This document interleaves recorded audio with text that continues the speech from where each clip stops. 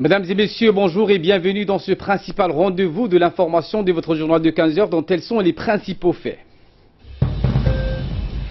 Sous la présidence du chef de l'État, chef de gouvernement Ismaël Marguerite, s'est tenue ce matin la 17e séance du Conseil des ministres où une dizaine de points étaient inscrits à l'ordre du jour.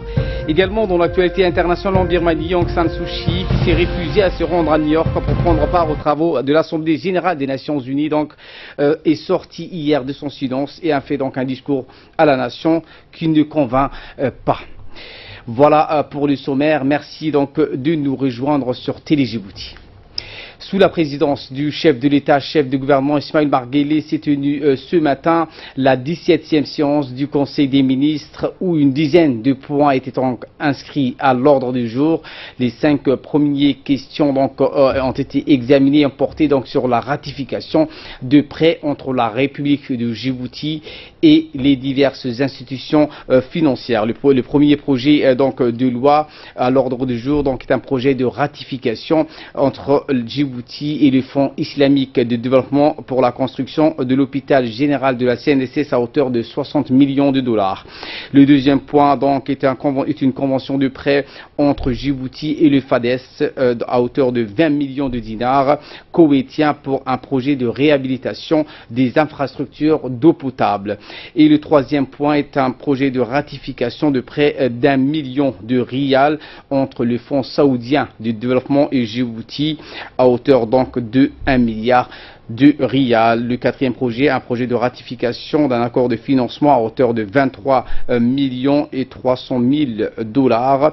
Le cinquième point est un point qui institue que la société chemin de fer de Djibouti est une société anonyme entièrement détenue par le gouvernement djiboutien. Pour plus d'explications, écoutons les propos du ministre de la Justice, garde des Sceaux et porte-parole du gouvernement par intérim, Moumine Ahmed Cher, nous fait le point sur cette réunion et les prêts contractés par l'État djiboutien auprès des diverses institutions financières.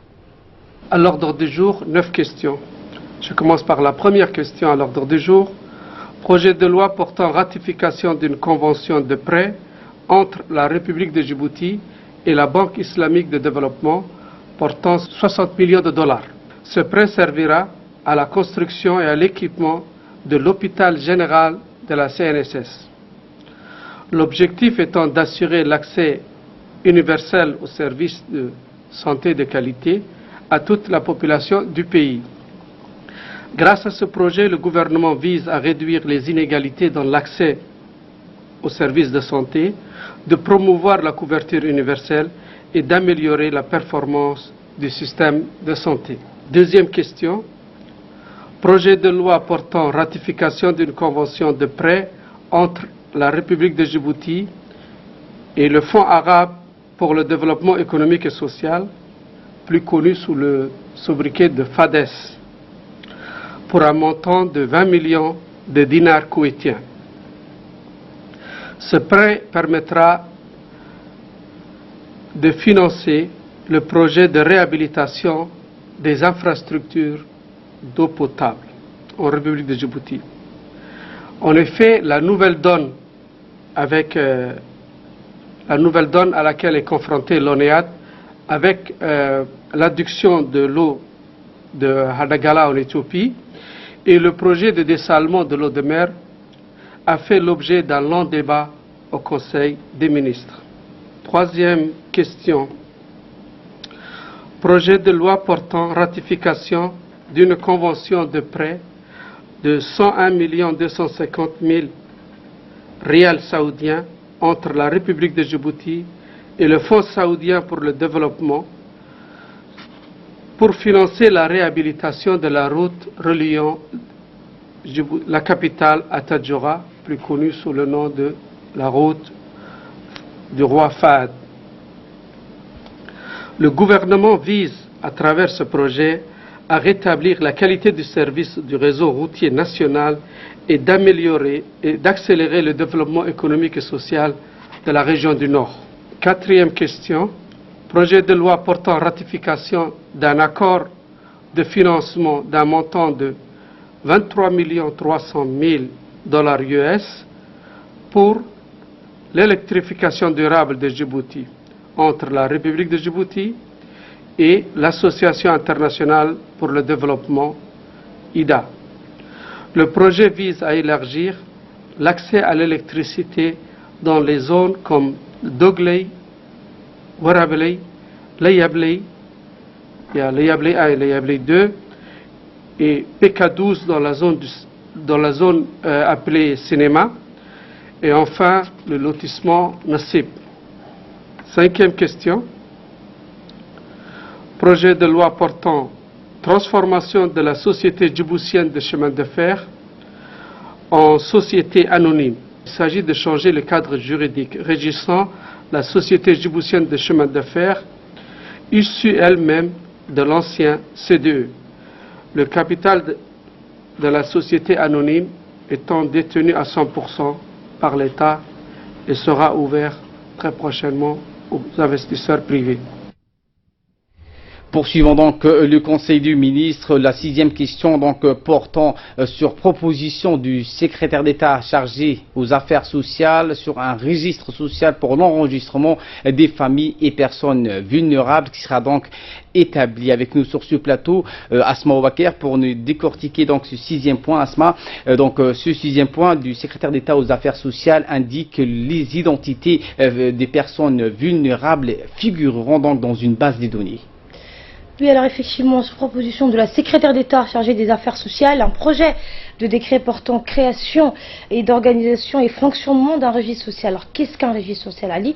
Eh bien, c'est la matérialisation d'un système d'identification et d'enregistrement de manière fiable de la population vulnérable dans une base de données. Recenser les plus démunis pour les aider à les sortir donc de la pauvreté. Tels sont les objectifs de ce registre, mais aussi du gouvernement djiboutien, Ali.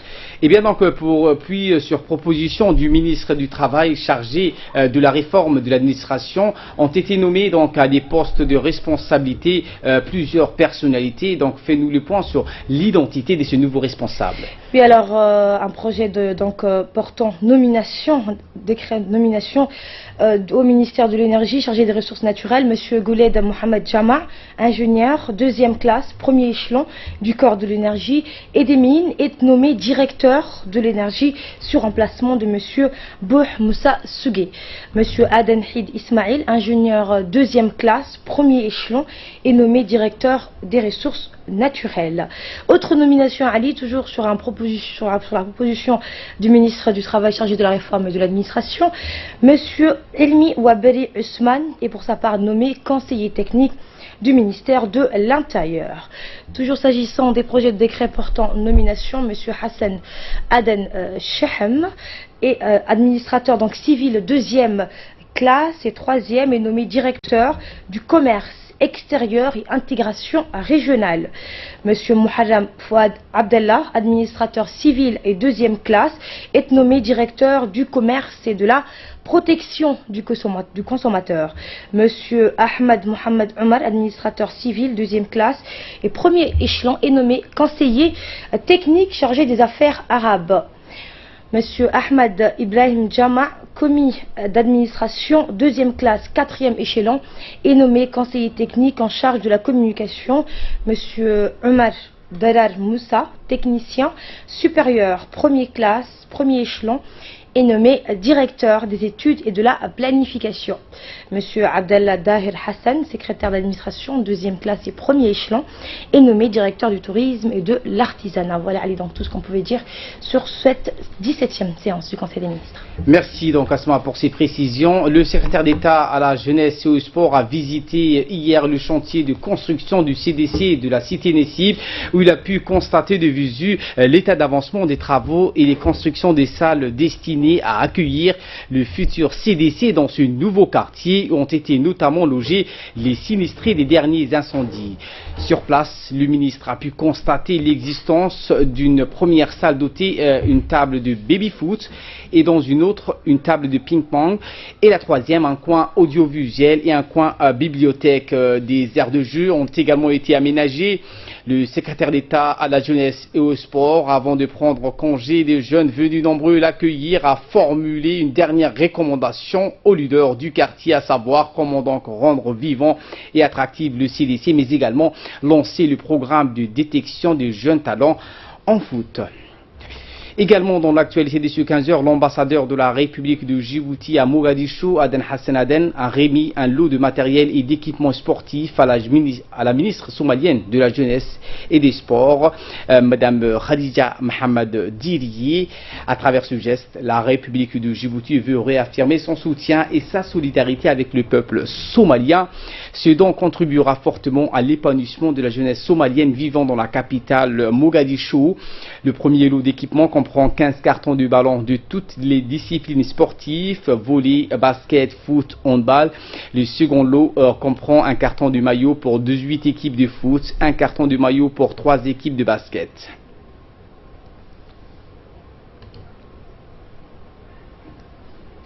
Diplomatie toujours, donc Monsieur Douhour Mohamed Douhour Hirsi, ambassadeur de la République de Djibouti auprès de l'Égypte, a été reçu dimanche 17 septembre par son Excellence Chérif Fathi Ali, ministre égyptien de l'aviation civile.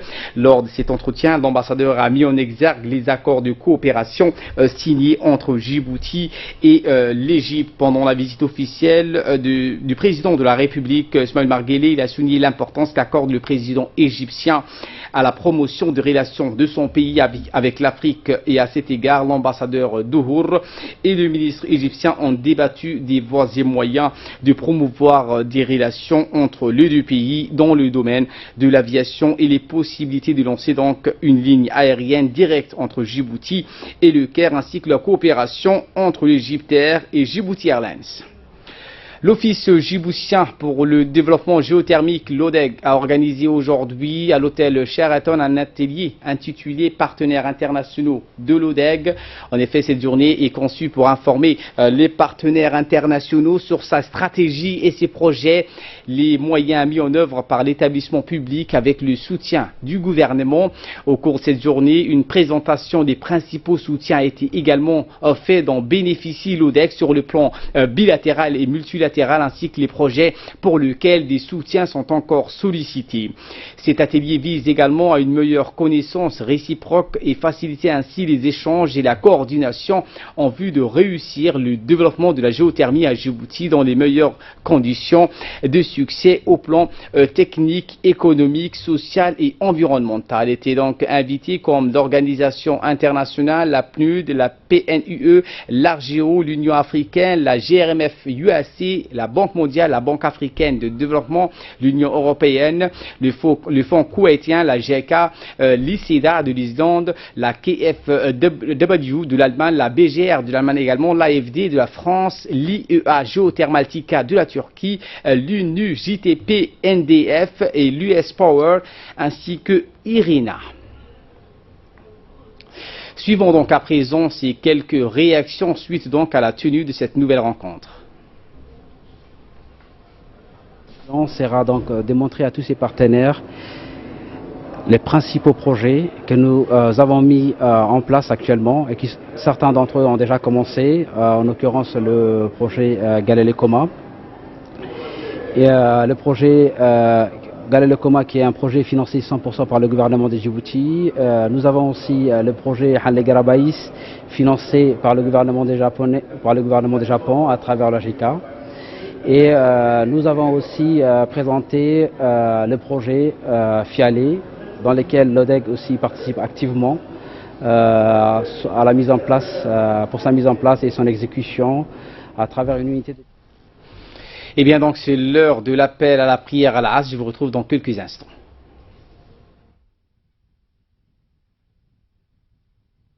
Allahu Akbar, Allahu Akbar. الله أكبر الله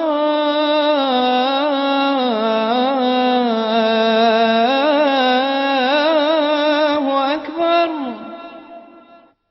أشهد أن لا إله إلا الله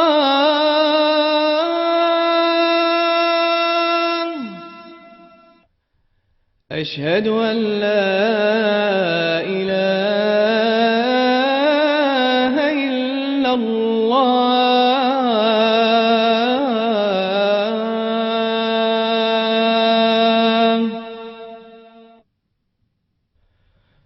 أشهد أن محمدا رسول الله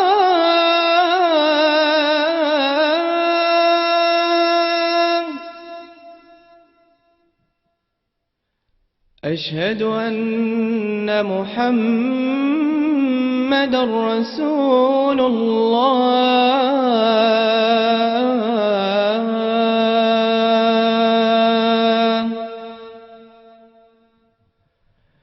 حي على الصلاة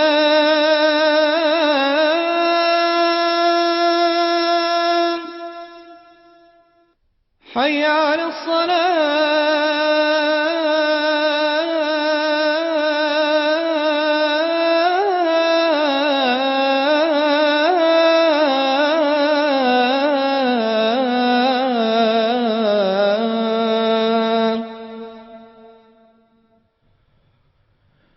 حي على الفلاح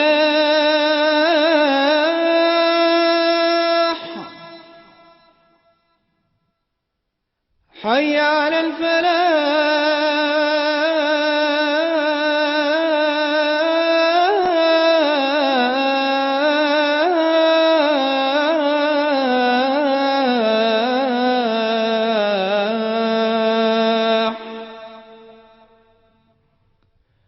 الله أكبر الله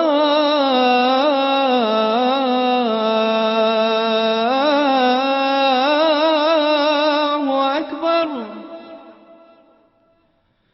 لا إله إلا الله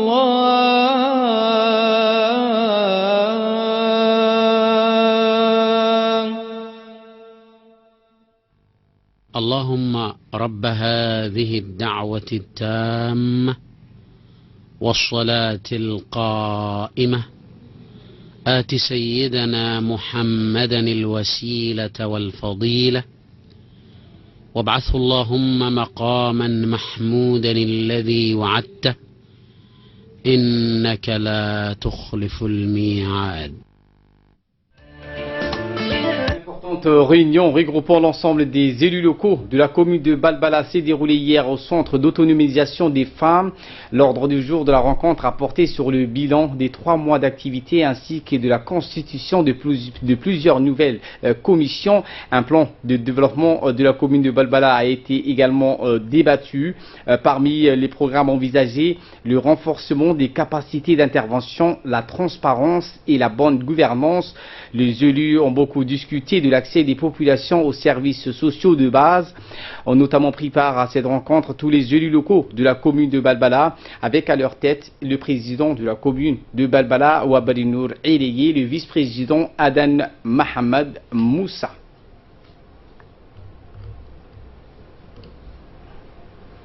Et de là, nous passons à présent à l'actualité à travers le monde. En Birmanie, Aung San Suu Kyi, qui s'est refusé de se rendre à New York pour prendre part aux travaux de l'Assemblée Générale des Nations Unies, est sorti hier de son silence et a fait donc un discours à la nation qui ne convainc personne. Avec nous sur ce plateau pour nous débriefer, Fardous Hussein. Bonjour Fardous. Bonjour Ali. Et bien donc la dirigeante birmane s'est contentée de condamner les violations des droits de l'homme, sont désignés des véritables coupables des crimes commis.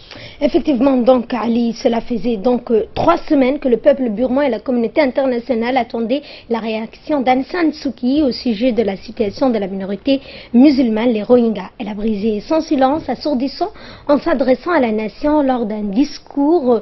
La prix Nobel de la paix a appelé à la fin des divisions religieuses entre minorités bouddhistes et minorités musulmanes. que les nationalistes accusent de présenter une menace pour l'identité nationale. Elle s'est dite désolée pour les souffrances endurées par tous ceux donc pris au piège dans ce conflit, terme très général. Aung San Suu Kyi a déclaré que le gouvernement birman n'a pas donc du tout l'intention de rejeter la faute sur quiconque ou de nier donc ses responsabilités. Selon elle, les forces de sécurité ont reçu des instructions pour se plier à un code de conduite prescrit donc pour leurs opérations de sécurité afin de prendre les mesures nécessaires pour éviter des dommages collatéraux et que des civils innocents ne soient blessés. L'ONU parle d'épuration ethnique pour qualifier les représailles menées par l'armée birmane contre les musulmans. Depuis plus de 400 000 Rohingyas ont fui l'état d'Arakan dans l'ouest du pays pour se réfugier au Bangladesh. Et en Syrie cette fois, alors que les combats à Fardous se poursuivent un peu partout et que l'on se concentre à prendre part donc le contrôle de la riche province pétrolière de Deir el-Zor du pays, les pays qui ont soutenu au départ les revendications du peuple syrien pour un changement de régime indiquent aujourd'hui qu'il n'y aura pas de reconstruction sans transition politique. Et oui, donc pas de soutien à la reconstruction de la Syrie sans qu'une transition politique ne sera réglée.